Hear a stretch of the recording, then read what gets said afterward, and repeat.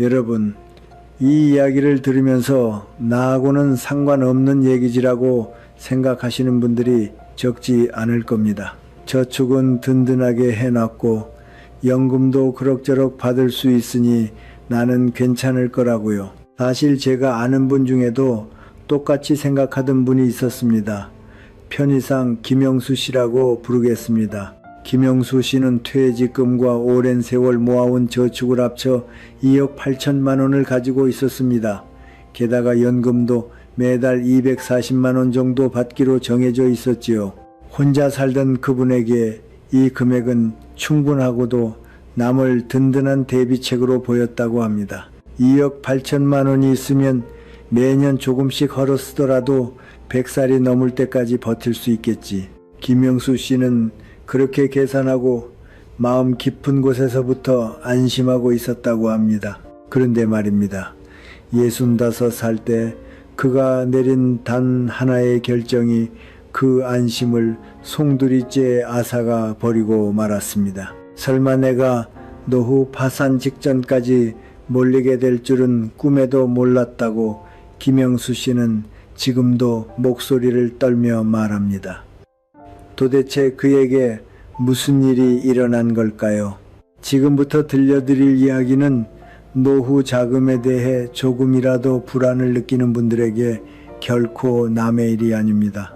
알아두기만 해도 피할 수 있는 함정, 놓치기 쉬운 생활비의 사각지대, 그리고 안심이라는 마음속에 숨어있는 위험에 대해 김영수 씨의 경험을 바탕으로 말씀드리려고 합니다. 이 채널에서는 이런 노후의 현실을 미리 알고 후회하지 않는 선택을 할 수 있도록 돕는 이야기를 전해드리고 있습니다. 아직 구독을 안 하신 분이 계시다면 이 기회에 꼭 구독해 주시면 감사하겠습니다. 그럼 김영수 씨에게 일어난 일을 처음부터 차근차근 말씀드리겠습니다. 김영수 씨는 지방에 있는 중견 제조회사에서 38년간 일해온 사람이었습니다. 신입으로 입사한 뒤로 정년을 맞을 때까지 한 번도 회사를 옮기지 않고 같은 곳에서 일했지요. 성실하고 견실한, 그야말로 옛날식 회사원이라는 말이 딱 들어맞는 사람이었습니다. 김영수 씨가 특히 운이 좋았던 것은 주거였습니다. 입사 초기부터 회사 사택에 살았는데 그 월세가 무려 한 달에 25만 원이었습니다. 이 금액이 38년 동안 거의 변하지 않았다니 놀라울 따름입니다. 주변 동료들이 결혼해서 집을 짓거나 도심 가까운 곳에서 비싼 월세를 내며 사는 와중에도 김영수 씨는 줄곧 이 사택에 머물렀습니다. 왜 그렇게까지 사택을 고집했을까요? 그것은 그가 혼자였기 때문입니다. 결혼을 하지 않은 김영수 씨에게는 넓은 집도 번듯한 단독주택도 필요 없었습니다. 사택의 원룸으로 충분했고 오히려 그만큼의 돈을 저축으로 돌릴 수 있었지요. 그에게 사택 생활은 절약 그 자체였던 셈입니다. 혼자이기 때문에 노후 대비는 내가 확실히 해놔야 한다. 김영수 씨는 젊은 시절부터 그렇게 생각했다고 합니다. 결혼했다면 부부가 서로 도울 수 있고 자식이 있다면 만일의 경우 기댈 사람이 있겠지만 혼자인 자신에게는 그게 없다. 그러니 돈만큼은 확실하게 준비해 두자. 그런 각오로 김영수 씨는 매달 월급에서 빠짐없이 저축을 이어갔습니다. 술자리도 꼭 필요한 자리만 나갔고 취미에도 큰돈을 쓰지 않았습니다. 여행도 1년에 한 번 가까운 온천에 가는 정도였다고 합니다. 그렇게 38년간 차곡차곡 쌓아온 결과 퇴직금 1억 원과 합쳐 손에 남은 것은 2억 8천만 원이라는 자금이었습니다. 60이 넘은 독신 남성으로서는 꽤나 훌륭한 금액이라고 생각합니다. 김영수 씨 자신도 이 숫자에는 나름의 자신감이 있었던 모양입니다. 이만큼 있으면 노후에 곤란할 일은 없겠지. 그가 그렇게 느낀 것도 무리는 아니었습니다. 65세 재고용 기간도 만료되어 김영수 씨는 완전히 퇴직했습니다. 마지막 출근 날 회사를 나설 때는 후련한 기분이었다고 합니다. 38년간 아침 일찍 집을 나서 밤늦게 돌아오는 생활, 상사와의 관계, 거래처에 대한 신경 쓰기, 납기에 쫓기는 나날, 힘든 일도 많았지만 그것도 전부 끝났다. 이제부터는 누구에게도 신경 쓰지 않고 내 속도로 살아갈 수 있다. 김영수 씨에게 퇴직은 해방 그 자체였습니다. 무엇보다 마음의 버팀목이 되어준 것은 손에 쥔 돈이었습니다. 2억 8천만 원의 저축, 그리고 매달 240만 원의 연금. 김영수 씨는 나름대로 계산을 해봤다고 합니다. 사택에 살던 시절 생활비는 대체로 한 달에 90만 원에서 100만 원 정도였습니다. 월세 25만 원을 포함해서 그 금액이었으니 연금 240만 원만으로도 매달 140만 원 이상 여유가 생기는 계산이 됩니다. 즉, 저축에는 손도 대지 않고 연금만으로 살아갈 수 있다. 설령 큰 지출이 생기더라도 2억 8천만 원의 비축이 있다. 100살까지 산다 해도 전혀 문제없다. 김영수 씨는 그렇게 믿어 의심치 않았다고 합니다. 오히려 돈이 남는 게 아닐까 싶을 정도였다고 나중에 쓴웃음을 지으며 이야기해 주었습니다. 다만 한 가지 마음에 걸리는 것이 있었습니다. 바로 살 곳 문제였습니다. 회사 사택에는 재직 중에만 살 수 있습니다. 재고용 기간이 끝나면 당연히 나가야 했지요. 그대로 같은 집에 계속 사는 것은 가능했지만 개인 계약으로 바꾸면 월세가 25만 원에서 65만 원으로 껑충 뛴다는 것이었습니다. 한 달에 40만 원의 부담, 1년이면 480만 원입니다. 이 금액을 들었을 때 김영수 씨의 표정은 조금 어두워졌다고 합니다. 그렇지만 2억 8천만 원이나 있는데 1년에 480만 원쯤 지출이 늘어난다 한들 별일 아니겠지. 게다가 정든 곳을 떠나고 싶지 않다는 마음도 있었습니다. 근처에는 마트도 병원도 있고 산책 코스도 있고 얼굴 아는 사람들도 있다. 이제 와서 낯선 동네에서 새로 살림을 시작하는 건 솔직히 귀찮았습니다. 김영수 씨는 그런 생각을 하며 퇴직 후의 봄을 평온하게 보내고 있었습니다. 돈 걱정도 없다. 시간도 넉넉하다. 이제부터는 좋아하는 일을 하며 느긋하게 살아가자. 그는 그렇게 생각했지요. 그러나 이때의 김영수 씨는 아직 깨닫지 못하고 있었습니다. 시간이 넉넉하다는 것이 얼마나 돈을 쓰게 만드는 원인이 되는지를, 그리고 2억 8천만 원이라는 금액이 생각만큼 든든하지 않다는 것을, 그 현실과 마주하게 되는 것은 조금 더 나중의 일이었습니다. 퇴직하고 몇 주가 지나 사택의 개인 계약 전환이 구체적으로 움직이기 시작했습니다. 다시금 월세 65만 원이라는 숫자를 눈앞에 마주하니 역시 마음이 무거워졌다고 합니다. 연금 240만 원 중 65만 원이 월세로 사라진다. 남는 것은 175만 원. 이 금액으로 전기, 가스, 수도요금, 식비, 생필품, 의료비, 그 밖에 자질구레한 지출을 전부 감당해야 한다. 사택 시절에는 월세가 쌌던 덕분에 여유가 있었지만 앞으로는 어떻게 될까? 막연한 불안이 가슴속에 번지기 시작했습니다. 그러던 어느 날이었습니다. 김영수 씨는 장을 보고 돌아오는 길에 동네 부동산 앞을 지나치게 되었습니다. 유리창에 붙은 전단지 가운데 딱 한 장 눈길을 끄는 것이 있었습니다. 외곽 중고 아파트, 가격 1억 6,500만 원. 지은 지는 꽤 됐지만 내부는 리모델링이 끝나 있었고 사진으로 보기에는 깨끗한 매물이었습니다. 구조는 방 2개의 거실 딸린 형태로 혼자 살기에는 넘칠 만큼 넓었습니다. 무엇보다 눈길을 끈 것은 관리비와 수선 적립금을 합쳐도 한 달에 28만 원이라는 금액이었습니다. 지금 사택 월세 25만 원과 거의 차이가 없다. 그런데도 내 자산으로 손에 남는다. 김영수 씨는 그 전단지 앞에서 한참을 서 있었다고 합니다. 정신을 차려보니 부동산 문을 열고 있었습니다. 담당자는 친절한 사람이었습니다. 김영수 씨의 상황을 듣더니 꼼꼼히 설명해 주었다고 합니다. 월세로 65만 원을 계속 내시면 20년이면 1억 5,600만 원, 25년이면 1억 9,500만 원입니다. 반면 이 아파트를 1억 6,500만 원에 사시면 그 이상의 월세는 들지 않습니다. 게다가 매물은 자산으로 남으니 나중에 매각하실 수도 있고요. 어느 쪽이 합리적인지는 분명하지 않습니까? 담당자는 그렇게 설명했습니다. 김영수 씨의 머릿속에서는 곧바로 계산이 시작되었습니다.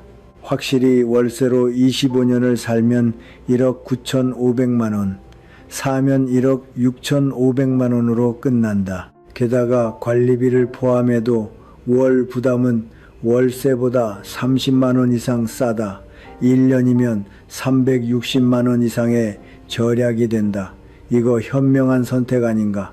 김영수 씨의 마음은 순식간에 기울어 갔습니다. 게다가 매력적이었던 것은 재산세 설명이었습니다. 이 정도 매물이라면 1년에 80만 원 정도라는 것, 월로 나누면 7만 원이 채 안 됩니다. 관리비와 수선 적립금을 합쳐도 월 주거비는 35만 원 정도로 들어맞는 계산이었습니다. 월세 65만 원과 비교하면 한 달에 30만 원이나 차이가 납니다. 김영수 씨의 마음은 이미 거의 정해져 있었습니다. 2억 8천만 원 중 1억 6,500만 원을 써도 아직 1억 1,500만 원이 남는다. 연금 240만 원과 합치면 이것으로 충분히 살아갈 수 있다. 오히려 월세로 계속 사는 것보다 훨씬 견실한 판단이다. 그는 그렇게 확신했습니다. 매물을 직접 보러도 갔습니다. 리모델링이 끝난 실내는 상상 이상으로 깨끗했고 볕도 잘 들었습니다. 주방은 새 것이었고 욕실도 깔끔하게 손질, 여기서 조용히 사는 것도 나쁘지 않겠다. 김영수 씨는 완전히 마음을 굳혔습니다. 그리고 며칠 뒤 그는 정식으로 구입을 결정했습니다. 65세 처음으로 갖는 내 집. 오랜 세월 사택살이였던 김영수 씨에게 제 명의의 집을 갖는다는 것은 작은 꿈의 실현이기도 했을지 모릅니다. 그러나 이때의 김영수 씨에게는 보이지 않는 것이 있었습니다. 부동산이라는 것이 사들이는 순간부터 조용히 돈을 빨아들이는 존재라는 것을, 그리고 이 결정이 그의 노후를 얼마나 뒤흔들게 될지를 말입니다. 계약을 마치고 이사를 끝낸 김영수 씨는 한동안 무척이나 기분이 좋았다고 합니다. 내 집에서 맞이하는 첫 아침, 창문으로 들어오는 햇살을 보며 아, 이게 내 자리구나 하는 실감이 솟아올랐다고 이야기해 주었습니다. 사택살이 38년간 어딘가 빌려 산다는 의식이 늘 있었다고 합니다. 벽에 못 하나 박는 것도 망설여지고 큰 가구를 들이는 것도 눈치가 보였는데 지금은 다르다. 여기는 내 집이니까 마음대로 쓸 수 있다. 그 해방감은 상상 이상으로 흐뭇한 것이었다고 합니다. 관리비와 수선 적립금으로 한 달에 28만 원, 재산세를 월로 나눠도 35만 원 정도, 사택 개인 계약이라면 65만 원이었으니 한 달에 30만 원의 절약이 되고 있다. 김영수 씨는 자신의 판단이 옳았다고 확신했습니다. 월세로 계속 살았다면 매달 65만 원이 사라질 뿐 아무것도 남지 않는다. 하지만 사들였기에 이 집은 내 자산으로 남는다, 이보다 합리적인 선택은 없겠지. 그는 그렇게 생각하고 있었습니다. 그런데 이 만족감에 잠겨 있는 사이 예상 밖의 지출이 이미 시작되고 있었습니다. 우선 매물 구입가 1억 6,500만 원에 더해 온갖 부대 비용이 들었습니다. 중개 수수료가 약 600만 원, 등기 비용과 인지 같은 사무 절차에 150만 원, 이사에 180만 원, 그리고 새 집에 맞춘 커튼과 조명기구, 자질구레한 생활용품 장만에 300만 원 가까이 들었습니다. 김영수 씨는 이런 비용을 그다지 깊이 생각하지 않고 지불했다고 합니다. 필요한 지출이니 어쩔 수 없다고요. 그런데 전부 합산해 보니 아파트 본체 1억 6,500만 원에 더해 약 1,200만 원이나 되는 추가 비용이 들어 있었습니다. 즉 실제로 쓴 총액은 약 1억 7,700만 원, 2억 8천만 원에서 빼면 손에 남은 것은 약 1억 300만 원이었습니다. 애초에는 1억 1,500만 원이 남을 터였습니다. 그것이 어느새 1억 300만 원까지 줄어 있었던 것입니다. 1억 원 이상 있으니 큰 문제는 아니겠지. 김영수 씨는 그때 그렇게 스스로를 다독였습니다. 연금 240만 원으로 생활비는 감당되고 월세도 싸게 억눌렀다. 1억 원은 어디까지나 비상시를 위한 비축이다. 쓸 일은 없겠지. 그가 그 낙관을 내려놓게 되기까지는 그리 오래 걸리지 않았습니다.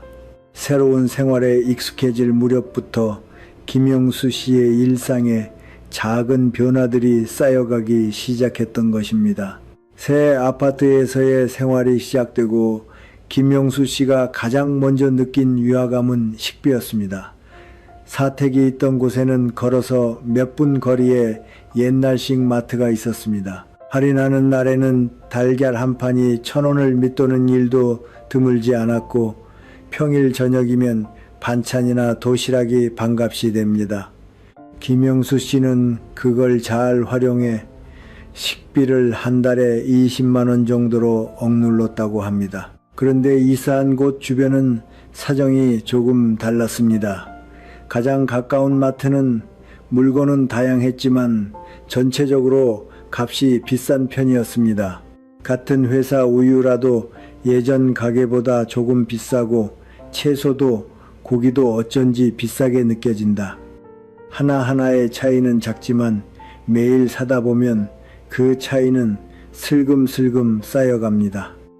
김영수 씨는 처음에는 이 정도 차이라면 괜찮은 범위겠지 하고 생각했습니다. 그렇지만 식비 문제는 그것만이 아니었습니다. 더 근본적인 원인이 그의 생활 속에 숨어 있었던 것입니다. 그것은 시간이었습니다. 회사에 다니던 시절에는 아침 일찍 집을 나서 밤늦게 돌아오는 나날이었습니다. 점심은 구내식당에서 해결하거나 바쁜 날에는 거르기도 했습니다. 집에서 식사하는 것은 저녁과 아침 정도였고 그마저도 간단히 때우는 일이 많았다고 합니다. 그런데 퇴직한 지금은 하루의 모든 시간이 자신의 것입니다. 아침에는 느긋하게 일어나 제대로 아침을 차려 먹는다. 점심이 되면 배가 고프니 당연히 점심도 먹는다. 오후에는 출출해서 간식에 손이 간다. 저녁이면 마트에 들러 눈에 띄는 식재료를 장바구니에 넣고 만다. 모처럼 시간도 있겠다. 가끔은 좀 호사스러운 식사를 해도 좋겠지. 김영수 씨는 그렇게 생각하며 차로 조금 떨어진 곳에 있는 백반집이나 국수집에 발걸음을 하게 되었습니다. 일주일에 2~3번씩 외식 빈도가 늘어갑니다. 한 끼 밥값은 8,000원에서 12,000원 정도 큰 금액으로는 느껴지지 않습니다. 한 달에 10번만 외식해도 그것만으로 10만 원입니다. 게다가 편의점에서 물건 사는 것도 습관이 되어 갔습니다. 산책 도중 슬쩍 들러 신상품 디저트나 페트병 음료를 산다. 한 번에 3,000원이나 4,000원, 매일 하다 보니 한 달이면 10만 원 가까이가 되어 있었습니다. 정신을 차려보니 식비가 한 달에 50만 원을 넘고 있었다고 합니다. 사택 시절에 20만 원과 비교하면 실로 2배 반 이상입니다. 왜 이렇게 쓰고 있는 걸까 고개를 갸웃했지만 하나하나의 지출은 어느 것이나 작아서 어디를 줄여야 할지 알 수가 없다. 김영수 씨는 그렇게 이야기했습니다. 절약하자고 마음먹어도 다음 날이면 또 편의점에 들르고 만다. 냉장고를 열어도 무언가 허전해서 결국 또 장을 보러 나가고 만다. 무료한 시간을 메우기 위해 먹는다는 악순환에 그는 깨닫지 못한 채 빠져들고 있었던 것입니다. 그리고 식비보다 더 큰 충격을 안긴 것은 공과금이었습니다. 사택에 살던 시절 김영수 씨의 전기요금은 한 달에 25,000원 정도였습니다. 가스비도 3만 원 정도 합쳐서 55,000원 안팎입니다. 혼자 살면 이 정도겠지 하고 생각했다고 합니다. 그렇지만 그것은 평일 낮 내내 집을 비웠기에 성립하던 숫자였습니다. 퇴직한 지금 김영수 씨는 하루의 대부분을 집 안에서 보냅니다. 아침부터 조명을 켜고 텔레비전을 켜고 컴퓨터를 켭니다. 여름이 되면 에어컨 없이는 지낼 수 없고 겨울에는 난방이 빠질 수 없습니다. 게다가 사택의 원룸과 달리 새 아파트는 방 2개의 거실까지 딸린 넓은 집입니다. 공간이 넓은 만큼 냉난방 효율은 떨어집니다. 첫여름 전기요금 고지서를 봤을 때 김영수 씨는 자기 눈을 의심했다고 합니다. 28만 원, 자릿수가 잘못된 게 아닌가 하고 몇 번이나 숫자를 확인했다고 합니다. 거기에 가스비가 15만 원, 수도 요금까지 더하면 공과금만으로 한 달에 50만 원 가까이가 되어 있었습니다. 사택 시절에 5만 5천 원과 비교하면 대략 9배입니다. 이건 절약해야겠다 싶어서 에어컨 설정 온도를 올려보거나 안 쓰는 방에 불을 꺼보거나 하며 궁리는 했지만 하루 종일 집에 있으면서 냉난방을 전혀 쓰지 않는다는 것은 현실적이지 않습니다. 특히 여름철에는 온열 질환 위험도 있습니다. 목숨에 관계되는 일이니 공과금을 줄이는 데에도 한계가 있었습니다. 김영수 씨는 이 무렵부터 막연한 불안을 느끼기 시작했다고 합니다. 연금 240만 원으로는 생각했던 것보다 여유가 없다. 식비와 공과금만으로 한 달에 100만 원 가까이가 든다. 거기에 관리비와 수선 적립금, 재산세를 더하면 연금만으로는 모자라는 달이 나온다. 그렇지만 그 불안을 정면으로 직시하기까지는 아직 조금 시간이 걸렸습니다. 아직 1억 원 이상의 저축이 있다. 그렇게 생각하는 것으로 김영수 씨는 자신을 안심시키고 있었던 것입니다. 생활의 변화는 김영수 씨의 몸에도 확실히 영향을 미치고 있었습니다. 회사원이던 시절에는 의식하지 않아도 몸을 움직일 기회가 있었습니다. 매일 아침 집에서 역까지 걷고 전철을 갈아탄다. 회사 안에서도 계단을 쓰거나 층을 옮겨 다니며 나름대로 걸음수를 채우고 있었던 것입니다. 통근만으로 하루에 6, 7천 보는 걷는 계산이 됩니다. 그런데 퇴직 후 김영수 씨의 생활에서 걸을 이유가 거의 사라졌습니다. 장은 차로 간다. 볼 일이 없으면 집에서 나가지 않는다. 가끔 산책을 나가는 일은 있어도 날씨가 나쁘면 그만둬 버린다. 하루 걸음수가 2,000보에 못 미치는 날도 드물지 않았다고 합니다. 그러는 한편 식사량은 확실히 늘고 있었습니다. 외식이 늘고 간식도 늘고 영양균형 따위 생각할 여유도 없다. 좋아하는 것을 좋아할 때 먹는 생활이 슬금슬금 몸을 갉아먹어 갔던 것입니다. 퇴직하고 1년 반쯤 지났을 무렵 김영수 씨는 지역 건강검진을 받았습니다. 그 결과를 들었을 때 등골이 서늘해졌다고 합니다. 혈압이 기준치를 크게 넘어 있었습니다. 혈당도 높다. 콜레스테롤 수치도 문제가 있다. 의사로부터 이대로 가면 뇌졸중이나 심근경색의 위험이 높다는 말을 들었다고 합니다. 곧바로 통원 치료가 시작되었습니다. 혈압을 낮추는 약, 혈당을 조절하는 약 각각을 매일 빠짐없이 먹어야 합니다. 한 달에 2번 병원에 다녀야 했고 정기적으로 혈액 검사도 받게 되었습니다. 그 의료비가 한 달에 20만 원 이상, 1년이면 250만 원 가까운 지출입니다. 김영수 씨에게 이것은 완전히 예상 밖이었습니다. 사택에 살던 시절에는 감기에 걸렸을 때 1년에 한두 번 병원에 가는 정도로 의료비는 거의 들지 않았습니다. 그것이 지금은 매달 20만 원 이상이 의료비로 사라져 갑니다. 게다가 약이라는 것은 한번 먹기 시작하면 좀처럼 끊을 수 있는 것이 아닙니다. 증상이 나아져도 약을 끊으면 또 수치가 나빠진다. 즉, 이 20만 원의 지출은 앞으로 계속 이어질 가능성이 높은 것입니다. 여기서 김영수 씨는 새삼 가게를 다시 계산해 보았습니다. 연금 수입이 한 달에 240만 원, 지출은 어떤가? 관리비와 수선 적립금이 28만 원, 재산세월 환산이 약 7만 원, 식비가 50만 원, 공과금이 45만 원, 의료비가 20만 원, 그 밖에 생필품과 통신비, 차 유지비 등으로 30만 원, 합치면 한 달 지출은 대략 180만 원이 되어 있었습니다. 연금 240만 원에 대해 지출이 180만 원, 매달 40만 원의 적자입니다. 1년이면 480만 원, 저축 1억 300만 원에서 매년 480만 원씩 줄어드는 계산이 됩니다. 단순히 나눠보면 대략 21년이면 저축이 0이 된다.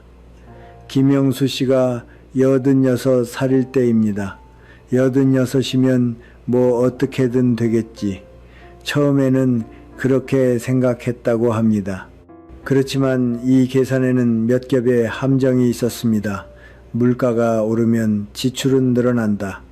몸이 쇠약해지면 의료비는 더 불어난다. 아파트 설비가 낡으면 수선비가 필요해진다. 이런 요소들을 생각하기 시작하니 도저히 21년이나 버틸 거라고는 여겨지지 않게 되었던 것입니다. 김영수 씨의 불안이 현실이 되기까지는 그리 오래 걸리지 않았습니다. 아파트를 산 지 3년이 지났을 무렵 예상하지 못했던 지출이 잇따라 덮쳐온 것입니다. 우선 온수기가 고장났습니다. 어느 날 갑자기 더운 물이 나오지 않아 업자에게 봐달라고 하니 부품 노후가 원인이라 교체가 필요하다고 했습니다. 그 비용이 280만 원, 김영수 씨는 처음에 수선 적립금으로 감당되는 것이라고 생각했다고 합니다. 그런데 수선 적립금이라는 것은 건물의 공용 부분, 즉 외벽이나 복도, 엘리베이터 같은 곳에 수선에 쓰이는 것이지 집안에 있는 설비 수리는 전부 소유자의 자기 부담이라는 것을 이때 처음으로 알았던 것입니다. 280만 원은 저축해서 내는 수밖에 없었습니다. 이어서 에어컨 상태가 나빠졌습니다. 리모델링이 끝났다고는 해도 에어컨은 이전 주민이 쓰던 것이 그대로 남아있던 것입니다. 수리를 부탁하니 부품이 없어서 새로 교체해야 한다는 말을 듣고 설치 포함 150만 원의 지출이 되었습니다. 게다가 화장실 누수, 환풍기 고장, 오래된 배수관의 막힘 등 연식만큼의 문제들이 잇따라 일어났습니다. 그때마다 수만 원에서 십수만 원의 수리비가 듭니다. 아파트 관리사무소에서는 대규모 수선 공사 계획이 거론되어 수선 적립금 인상이 검토되고 있다는 통지도 왔습니다. 한 달에 28만 원이던 관리비와 수선 적립금이 가까운 미래에 35만 원을 넘을 가능성이 있다는 것이었습니다. 물가 상승도 멈추지 않습니다. 전기요금이나 가스비는 해마다 슬금슬금 올라갑니다. 마트의 식료품도 같은 상품인데 반년 전보다 분명히 값이 올라 있다. 연금은 다소의 조정이 있긴 해도 물가 상승에는 전혀 따라가지 못한다. 실질적으로 연금의 가치는 계속 줄어드는 것이나 마찬가지였습니다. 김영수 씨가 새삼 가게를 정리했을 때 한 해의 적자는 이미 480만 원이 아니라 900만 원에 육박하고 있었습니다. 갑작스러운 수선비를 포함하면 1000만 원을 넘는 해도 있다. 1억 300만 원이던 저축은 이 3년 사이에 7천만 원을 밑도는 데까지 줄어들어 있었던 것입니다. 이 속도로 계속 줄면 앞으로 7년이면 저축은 사라진다. 김영수 씨가 75이 되기 전에 손에 쥔 돈이 0이 되는 계산이었습니다. 75에 빈털터리. 그 다음은 어떻게 해야 하는가? 김영수 씨는 밤에 이불 속에서 눈을 감아도 잠들 수 없게 되었다고 합니다. 어둠 속에서 자신의 미래 모습만이 떠오릅니다. 기초생활보장을 받게 되는가? 시설에도 들어가지 못한 채 혼자 죽어가는가? 그런 무서운 상상이 머릿속을 빙글빙글 맴돌았습니다. 아침에 눈을 떠도 마음은 무거운 채 통장을 열 때마다 잔액이 줄어있는 화면에 한숨이 나오고 또 기분이 가라앉는다. 텔레비전을 켜고 맛집 프로그램을 보면 맛있겠다 싶은 한편 이런 사치는 이제 못한다는 현실이 가슴에 밝힌다. 여행 프로그램을 보면 가보고 싶다고 생각하면서도 그런 여유는 어디에도 없다는 것을 깨닫는다. 무엇을 해도 머리 한구석에는 늘 돈 걱정이 있다. 즐거워야 할 노후가 불안과 후회에 지배되어 갑니다. 그리고 무엇보다 괴로웠던 것은 이 괴로움을 누구에게도 털어놓을 수 없다는 것이었습니다. 김영수 씨에게는 가까운 친구가 거의 없었습니다. 38년간 일밖에 모르고 살아온 결과였습니다. 회사 동료와는 퇴직을 계기로 소원해졌고 이웃과는 인사를 나누는 정도 친척도 없다. 혼자이고 형제도 없으며 부모님은 이미 돌아가셨다. 사실은 돈에 쪼들려서 파산할 것 같다고 털어놓을 상대가 한 사람도 없었던 것입니다. 김영수 씨는 스스로 어떻게든 해보려고 여러 가능성을 생각했습니다. 아파트를 팔고 월세로 돌아간다. 그렇지만 1억 6,500만 원에 산 매물의 감정가는 5년이 지나 1억 3,500만 원 정도까지 떨어져 있었습니다. 부대 비용을 포함해 1억 7,700만 원을 썼는데 손에 돌아오는 것은 1억 3,500만 원, 4,200만 원의 손실입니다. 게다가 팔고 나서 월세로 옮겨 산다 해도 한 달에 65만 원의 월세를 계속 내면 남은 금액은 10년 남짓이면 바닥난다. 결국 근본적인 해결은 되지 않는다. 인터넷에서 비슷한 처지의 사람들 체험담을 뒤져 읽어본 적도 있었다고 합니다. 그렇지만 읽으면 읽을수록 불안이 커지기만 할 뿐 마음이 편해지는 일은 없었습니다. 주민센터 창구에 상담하는 것도 머리를 스쳤지만 아직 7천만 원 가까운 저축이 있는 상태로는 상대해주지 않겠지 싶어 발걸음을 옮길 수 없었다고 합니다. 은행 창구에서 자산운용 상담이라는 포스터를 봤을 때는 투자로 불리면 어떻게든 되지 않을까 하는 막연한 기대를 품은 적도 있었다고 합니다. 그렇지만 지금까지 투자 경험은 전혀 없다.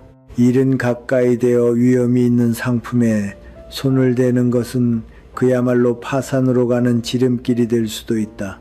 김영수 씨는 그 생각을 곧 떨쳐냈습니다. 진퇴양난이라는 말이 이토록 자신에게 들어맞는 날이 올 줄은 몰랐다고 그는 조용히 중얼거렸습니다. 이대로 가면 돈이 바닥나기 전에 마음이 먼저 꺾여 버린다. 김영수 씨는 그렇게 느끼고 있었습니다. 궁지에 몰린 나날이 1년 이상 이어진 끝에 김영수 씨는 어떤 결단을 내렸습니다. 일을 하는 것이었습니다. 일흔을 코앞에 두고 다시 한번 일을 한다. 그 선택은 김영수 씨에게 간단한 것이 아니었습니다. 38년간 회사원으로 일해 65세 원만히 퇴직했다. 이제 충분히 일했다. 이제부터는 자유롭게 산다. 그렇게 믿었던 자신이 다시 아르바이트로 일해야 한다. 그 현실을 받아들이는 데에는 큰 갈등이 있었다고 합니다. 지난날의 동료들은 분명 연금과 퇴직금으로 유유자적하게 살고 있을 것이다. 여행을 떠나거나 손주를 돌보거나 취미 시간을 즐기고 있을 게 틀림없다. 그런데 나만 이 나이가 되어 마트 계산대나 청소 일을 한다니, 만약 누군가에게 들키면 뭐라고 생각할까? 저 사람 돈에 쪼들린대. 그런 소문이 퍼지면 이제 밖을 다닐 수 없게 된다. 김영수 씨의 머릿속에서는 그런 생각이 몇 번이고 솟구쳤다고 합니다. 그렇지만 그는 한 가지를 깨달았습니다. 이대로 아무것도 하지 않으면 확실히 파산한다. 파산했을 때의 비참함에 비하면 일하는 것의 부끄러움 따위는 비교도 안 될 만큼 작은 것이라고. 김영수 씨는 결심하고 고용센터 창구를 찾았습니다. 낯선 곳에 발을 들이는 것은 긴장됐다고 합니다. 주변에는 젊은 사람들의 모습도 많아 자신 같은 고령자는 자리를 잘못 찾은 게 아닌가 싶었다고 합니다. 그렇지만 창구 담당자는 친절했습니다. 일은 전후라도 일할 수 있는 자리는 열어졌어요. 그렇게 따뜻하게 설명해 주었다고 합니다. 경비 일, 청소 일, 배송 일, 편의점 응대, 몇 가지 선택지 가운데 김영수 씨가 고른 것은 마트의 진열 작업이었습니다. 상품을 선반에 늘어놓기만 하는 일이라 손님과 이야기할 필요가 거의 없다. 체력적으로도 서 있기는 하지만 무거운 짐을 들어 올리는 장면은 적다. 그리고 무엇보다 아는 사람과 마주칠 가능성이 낮은 곳이었다. 김영수 씨에게는 그것이 가장 큰 결정적 이유였다고 합니다. 면접에서는 왜 이 나이에 일하려고 하느냐는 질문을 받았다고 합니다. 진짜 이유는 말할 수 없습니다. 조금이라도 몸을 움직여 건강을 유지하고 싶고 사회와의 연결을 갖고 싶어서 그렇게 대답했다고 합니다. 다행히 채용 통보는 곧 받을 수 있었습니다. 일주일에 닷새 오전 중 4시간만 근무, 시급은 최저임금에 가까운 금액이었지만 한 달에 20날쯤 일하면 약 100만 원의 수입이 됩니다. 첫 출근 날 김영수 씨의 기분은 무거웠다고 합니다. 이 나이가 되어 뭘 하고 있는 걸까? 사르실에서 앞치마를 두르며 그런 생각이 가슴을 스쳤지만 막상 일을 시작해보니 생각지도 못한 변화가 일어났던 것입니다. 우선 생활에 리듬이 생겼습니다. 정해진 시간에 일어나 채비를 하고 집을 나선다. 퇴직하고 나서 줄곧 잃어버렸던 생활의 강약이 일을 시작하면서 자연스레 돌아온 것입니다. 아침에 자명종으로 잠을 깨는 것은 몇 년 만의 일이었을까요? 오늘도 일이 있다고 생각하면 신기하게도 몸에 힘이 들어간다. 빈둥거리며 보내던 날들과는 분명히 마음가짐이 달랐습니다. 몸의 변화도 뚜렷했습니다. 4시간이라고는 해도 서 있고 걷고 상품을 나르고 선반에 늘어놓고 의외로 몸을 씁니다. 첫 일주일은 다리며 허리가 아플 정도였지만 한 달쯤 지나니 익숙해져 오히려 몸이 가벼워진 것처럼 느껴졌다고 합니다. 집에 있는 시간이 줄어든 덕에 공과금도 내려갔습니다. 오전 중에는 에어컨을 켤 필요가 없다. 그것만으로도 한 달에 8,000원에서 1만 원의 절약이 되었습니다. 식생활에도 자연스레 변화가 나타났습니다. 일이 있으니 아침은 후딱 해결하고 점심은 퇴근길에 간단한 것을 먹거나 집에서 직접 만든다. 예전처럼 무료함을 달래러 외식이나 편의점에 들르는 일이 확 줄었습니다. 식비는 한 달에 35만 원 정도까지 내려갔다고 합니다. 그리고 무엇보다 김영수 씨를 구한 것은 사람과의 연결이었습니다. 직장 동료들은 김영수 씨의 나이를 배려해 말을 건네주었습니다. 어르신, 오늘은 추우니까 조심하세요. 수고하셨어요. 내일 또 봬요. 별것 아닌 주고받음이지만 퇴직 후 줄곧 혼자 지내온 김영수 씨에게 그런 말 한마디 한마디가 따뜻하게 느껴졌다고 합니다. 무거운 고독 속에 있던 나날에 작은 빛이 비춰든 것 같은 기분이었다고 김영수 씨는 조용히 이야기해 주었습니다. 일을 시작한 지 석 달이 지났을 무렵 김영수 씨는 오랜만에 가게를 다시 계산해 보았습니다. 아르바이트 수입이 한 달에 약 100만 원, 연금과 합치면 한 달 수입은 340만 원이 됩니다. 한편 지출은 생활 개선으로 한 달에 240만 원 정도로 가라앉아 있었습니다. 공과금이 내려가고 식비도 줄고 쓸데없는 지출이 사라진 결과입니다. 매달 100만 원의 흑자, 1년이면 1200만 원 이상의 플러스입니다. 매년 줄어들기만 하던 저축이 거꾸로 늘어나는 방향으로 돌아선 것입니다. 김영수 씨는 이 계산 결과를 봤을 때 비로소 진심으로 안도할 수 있었다고 합니다. 75세 파산한다는 악몽 같은 미래가 마침내 멀어졌다. 물론 체력적으로 언제까지 계속 일할 수 있을지는 알 수 없습니다. 그렇지만 지금은 생활이 안정되어 있다.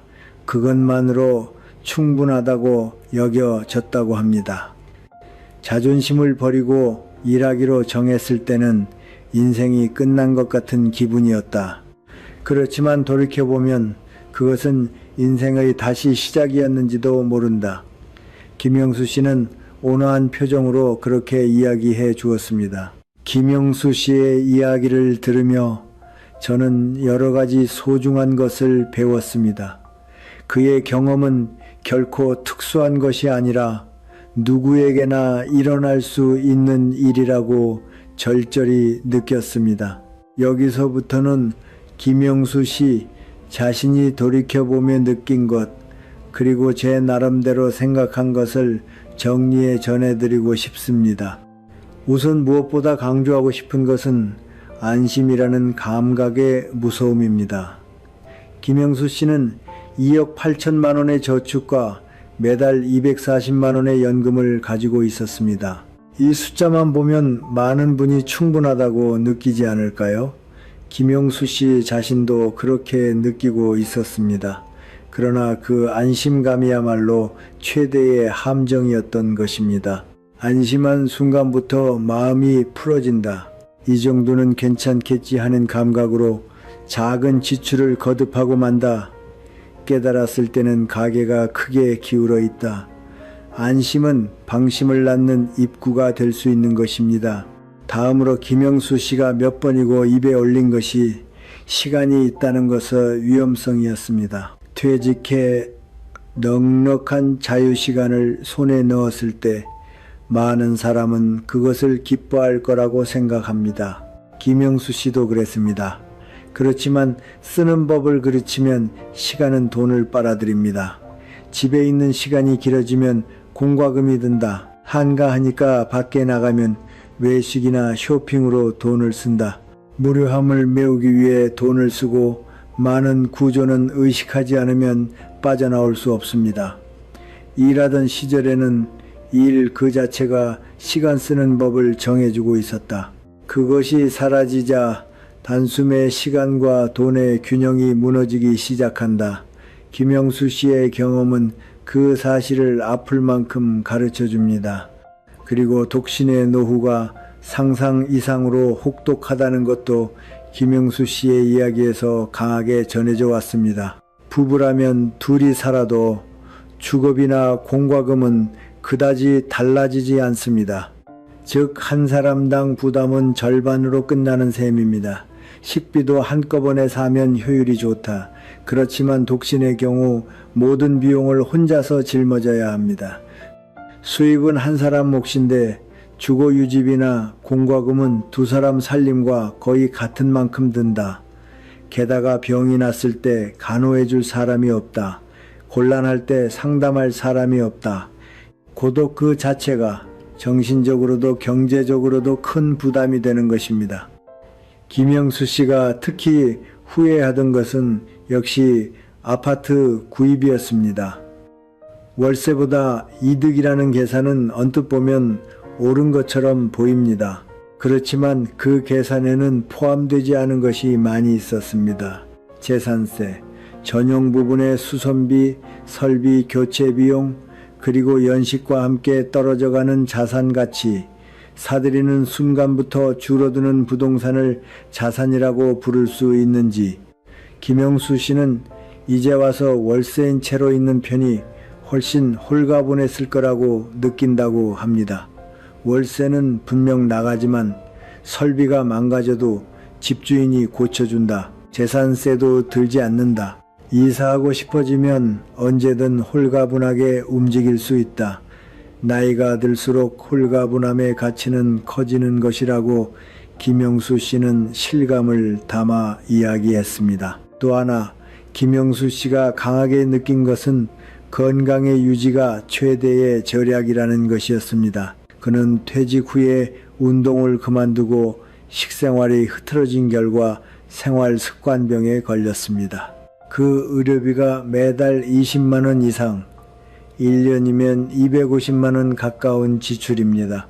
만약 퇴직 직후부터 산책 습관을 이어갔더라면, 집밥을 챙겨 먹으려 했더라면 이 지출의 대부분은 피할 수 있었을지 모른다. 건강하게 지내는 것 자체가 노후의 가계를 지키는 가장 확실한 수단인 것이라고 김영수 씨는 몸소 배운 것입니다. 또한 김영수 씨는 차 유지비에 대해서도 후회하고 있었습니다. 한 해 유지비가 300만 원 가까이 들었는데 냉정히 생각하면 매일 차를 탈 필요는 없었다. 장은 일주일에 3번이면 충분하고 필요할 때만 택시를 쓰면 한 해 비용은 훨씬 억누를 수 있었을 것입니다. 나이가 들면 운전의 위험도 커지니 안전면을 생각해도 일찌감치 차를 처분하는 선택지를 검토했어야 했다고 이야기했습니다. 다만 김영수 씨의 이야기는 후회뿐만이 아닙니다. 그가 마지막으로 전해준 것은 행동하는 것의 소중함이었습니다. 일은 가까이 되어 자존심을 버리고 일한다는 결단은 누구에게나 간단한 일이 아니라고 생각합니다. 그렇지만 김영수 씨는 그 한 걸음을 내디딘 덕분에 생활을 다시 세울 수 있었습니다. 일함으로써 수입이 늘었을 뿐 아니라 생활의 리듬이 잡히고 몸의 상태가 좋아지고 사람과의 연결이 생겼다. 돈 문제는 사실 삶 전체의 문제인 것이라고 김영수 씨의 경험은 가르쳐 줍니다. 비슷한 상황에 있는 분 혹은 이제부터 노후를 맞이하는 분을 향해 김영수 씨는 이렇게 말했습니다. 저축 금액만으로 안심하지 말아 달라. 주거비, 식비, 공과금, 의료비 전부를 포함한 지출을 구체적으로 계산해 달라. 그리고 가능하다면 조금이라도 오래 사회와의 연결을 이어가 달라. 고독해지지 않는 것이 돈과 똑같이 소중한 노후의 대비인 것이라고. 저도 이 이야기를 들으며 새삼 노후를 보내는 법에 대해 생각하게 되었습니다. 김영수 씨의 경험이 같은 고민을 안고 있는 분에게 무언가 작은 실마리가 된다면 이보다 기쁜 일은 없겠습니다. 끝까지 들어주셔서 정말 감사합니다. 이 이야기가 조금이라도 참고가 되셨다면 구독과 좋아요를 눌러주시면 큰 힘이 됩니다. 댓글로 여러분의 의견이나 경험을 나눠주시면 기쁘겠습니다. 같은 고민을 가진 누군가에게 힘이 될지도 모릅니다. 노후는 긴 여정입니다. 그렇지만 올바른 지식과 약간의 행동이 있다면 분명 헤쳐나갈 수 있다고 저는 믿습니다.